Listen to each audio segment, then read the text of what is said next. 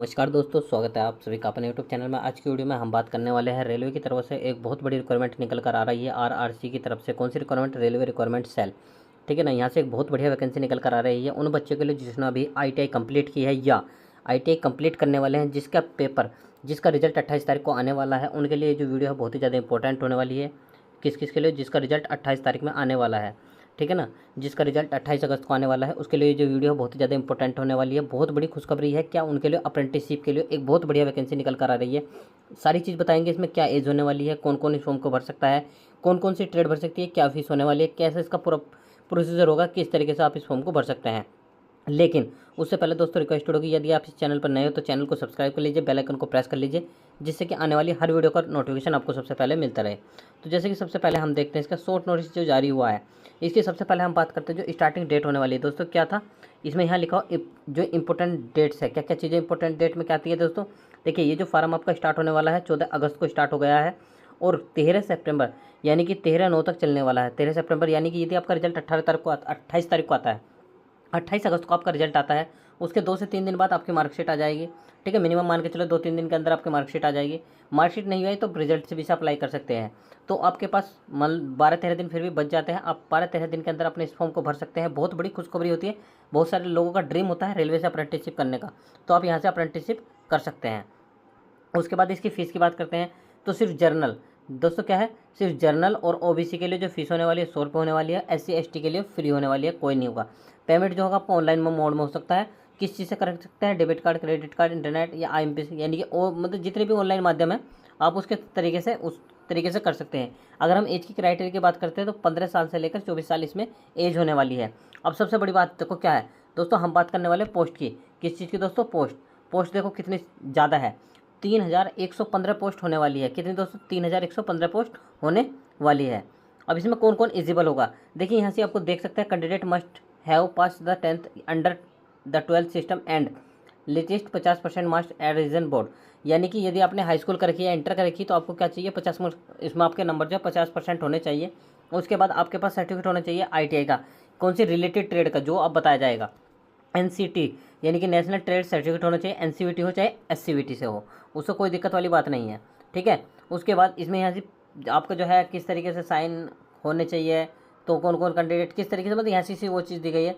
तो सबसे पहले इसका करते थे हम जो नोटिफिकेशन है उसको डाउनलोड करते हैं। जैसे ये नोटिफिकेशन है, इसे डाउनलोड करते हैं और डाउनलोड करने के बाद जो जरूरी चीज़ है वो देखते हैं। देखिए कहाँ से निकल रही है? कोलकाता से। कहाँ से दोस्तों? कोलकाता से निकल रही है। आप देख पा रहे हैं कोलकाता से निकल रहा है।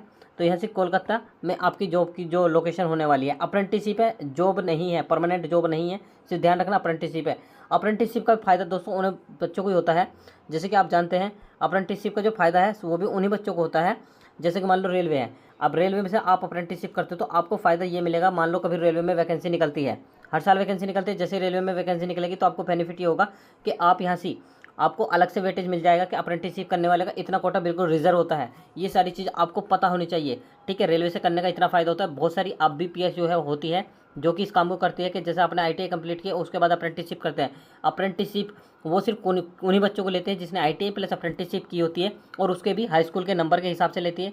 हाई स्कूल के नंबर और इंटर के नंबर, हाई स्कूल और आईटीआई के परसेंटेज के हिसाब से उन्हें भी ले लेती है विदाउट किसी एंट्रेंस एग्जाम के।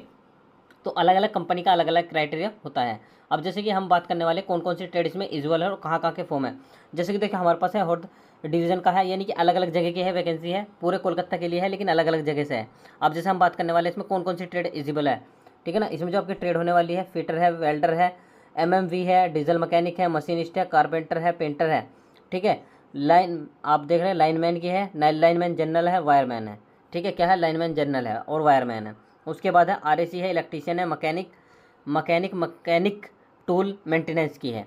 तो यानी कि अलग अलग वैकेंसी निकली हुई है। टोटल हर जगह से, बहुत सारी जगह से वैकेंसी निकली हुई है, आप देख सकते हैं। देखो आपको जिस ट्रेड की देखनी है आप इसका पीडीएफ अच्छे तरीके से डाउनलोड कर लेना।